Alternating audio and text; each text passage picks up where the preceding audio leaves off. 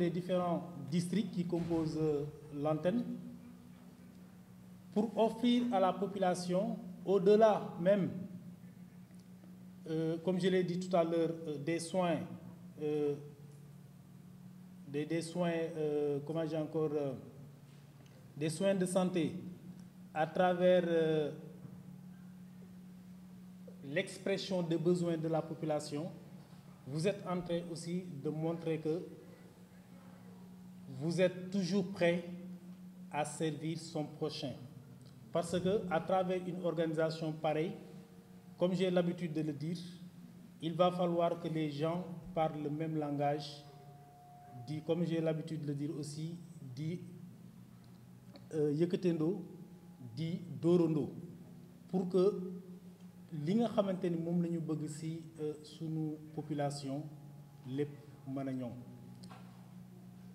Aujourd'hui, vraiment en tant que médecin-chef du district de Rufisque, j'ai beaucoup d'espoir en vous. Et vous êtes en train de me réconforter dans mes premières prises de parole quand j'ai été nommé à la tête de ce district. Comme quoi, j'ai aujourd'hui un personnel qui montre une certaine assurance et une certaine motivation à servir le district, que ça soit au niveau des structures sanitaires, mais également que ça soit dans la communauté. Et je vous en remercie très sincèrement. Aujourd'hui, à travers le thème, comme je l'ai dit tout à l'heure, qu'on a choisi, notamment la problématique des références, contre-références, mais également des évacuations sanitaires. Donc vous avez montré votre préoccupation par rapport aux différentes contraintes qui, à un moment donné, impactent sur le système de santé. Et c'est un problème, comme vous le savez, qui n'est pas commun, qui n'est pas spécifique, autant pour moi, du département de Rufisque. Mais je sais qu'en notre sein, si on discute, qu'on se regarde les yeux dans les yeux, on pourra trouver des moyens de lever ces différentes contraintes. Vous l'avez dit, effectivement, il y a les moyens logistiques qui par moment peuvent manquer. Il peut y avoir aussi un déficit de ressources humaines.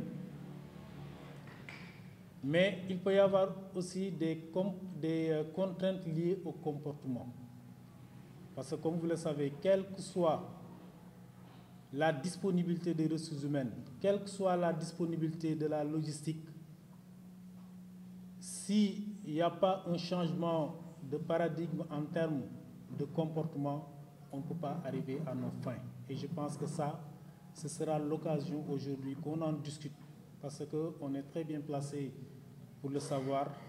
Il y a certaines de ces contraintes qui sont liées à un problème comportemental. Je ne vais pas finir, en tout cas mon allocution, sans remercier très sincèrement le préfet. Comme je l'ai dit tout à l'heure, dans les coulisses, il a eu à faire beaucoup de choses. J'en témoignais tout à l'heure devant Madame la Présidente et aussi devant le comité d'organisation qui peut me servir en tout cas de témoin. Mais remercier Madame la Présidente, en tout cas de l'antenne de Rufisque, devant Madame la Présidente de l'Europe nationale, mais également devant tous les membres de cette organisation et devant les invités. Madame Mamdong, en fait, elle est une personne ressource dans notre district. C'est une importante personnalité morale. En tout cas, moi, j'ai tenu, quand je l'ai côtoyé, à en faire, en tout cas, un conseiller dans le cadre du management et de la gouvernance au niveau du district sanitaire de Rufisque. Parce que il y a beaucoup, en tout cas, de signaux qu'elle a eu à me montrer. En réalité, je l'ai côtoyé par moments, on a discuté et je connais, ou bien j'ai vu en elle une personnalité dotée d'éthique. Koo xamante ni du masla ci lu dul yoon. Et vraiment ça, ce sont des convictions que je mets en avant. C'est en ce sens que je tiens vraiment à la remercier devant vous pour que vous en sachiez quelque chose, mais également auprès de l'auditoire.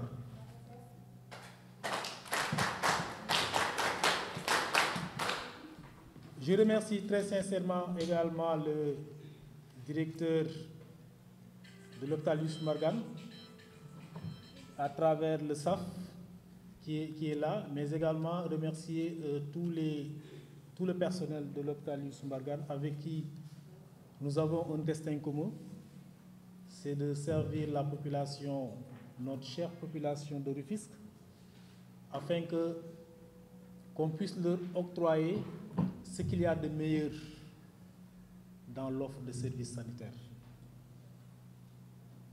Et je tiens aussi à remercier très sincèrement Madame la Présidente nationale, que j'ai eu l'honneur de recevoir à Sédhiou avec son équipe. C'était, je pense, à 2 reprises lors des événements malheureux qui ont vu l'agression des sages-femmes. Je pense que 2021 a été un peu sombre chez nous là-bas. Je pense que vous vous souvenez un peu de l'histoire des Kankourans avec notre chère sage-femme Rokhaya Gaye, mais également l'agression qui a eu lieu au niveau du poste de santé de Diana Malari avec Clarisse Silva. Et vous avez très sincèrement tenu à venir de vive voix témoigner de votre sympathie par rapport à ces déconvenus. Et je pense que ça a été vraiment une marque de reconnaissance envers le personnel de soignants au niveau du district sanitaire de Sédhiou. Et je vous en remercie très sincèrement. Donc je vais terminer mon allocution en remerciant tout le monde et en souhaitant en tout cas que ces 48 heures de l'entretien, qui certainement vont être marquées en lettres d'or sur l'échiquier de l'agenda du district de Rufisque ou bien du département même de Rufisque, parce que ça va au-delà du district, que cette activité puisse vraiment être réussie de la même manière. Et je vous souhaite de passer vraiment une très bonne fête, puisqu'il s'agit d'une fête, bien entendu. Merci.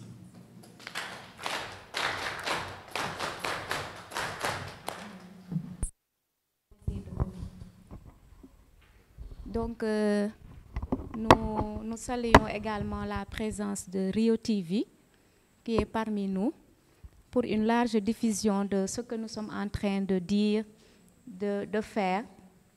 Mu jàllale information bi, sensibilisation bi, parce qu'il sera avec nous dans l'après-midi pour la caravane de sensibilisation. Donc, je rappelle, on va sillonner les grandes artères de Rufisque pour sensibiliser la population sur tout ce qui est prévention par rapport au cancer du col de l'utérus, et avec la vaccination des petites filles, des jeunes filles de 9 à 14 ans.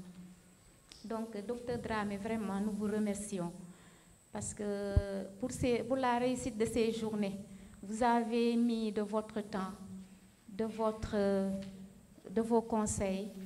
L'argent, n'en parlons plus. Tout ce qui est matériel aussi. Donc, vous avez vraiment, et on a senti cet engagement, ce bien vouloir, cette volonté de cheminer avec nous. On l'a senti et je pense que je ne veux pas parler à la place de la présidente, mais quand même vous rassurer et vous dire que vous avez l'engagement de l'association et plus particulièrement des sages-femmes du district de Rufisque. On va vous accompagner dans l'exercice de votre fonction pour une réussite de nos objectifs Et puis li may wax rek ñun mon mortalité maternelle et néonatale toujours ce qui est pour la réduction de ce taux, c'est en ce sens que nous travaillons. Donc merci docteur. Je pense qu'on va passer au petit déjeuner, pause café. Il est peut-être midi, non? Mais bon, c'est prévu, on va le faire. Donc je souhaite à tout un chacun bon appétit. On va reprendre peut-être dans 15 à 20 minutes. On va poursuivre avec les présentations. Merci.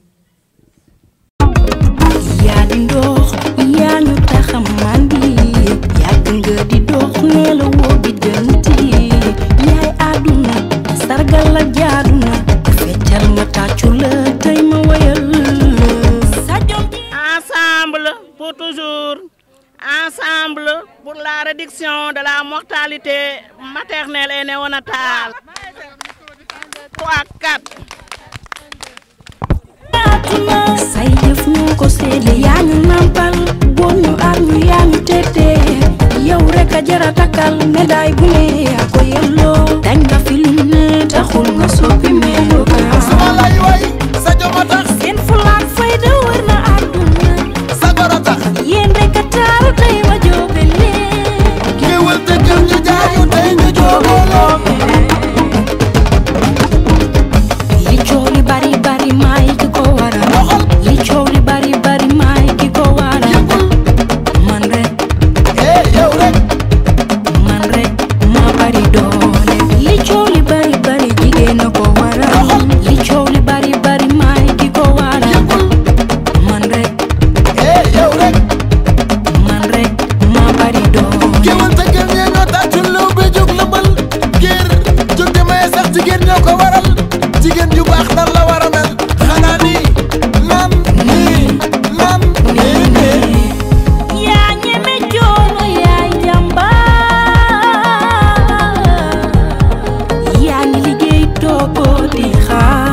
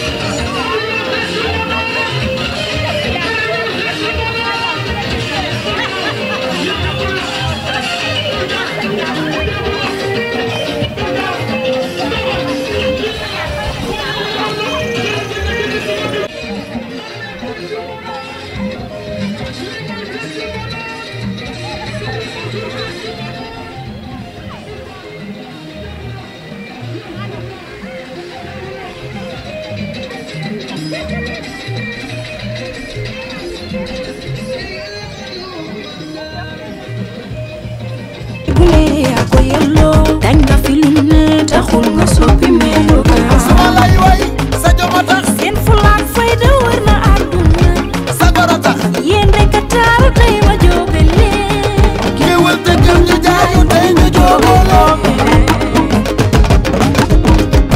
li coow li bari bari maay ki ko waral li coow li bari bari maay ki ko waral man rek yow rek man rek ma bari doole li coow li bari bari jigéen a ko waral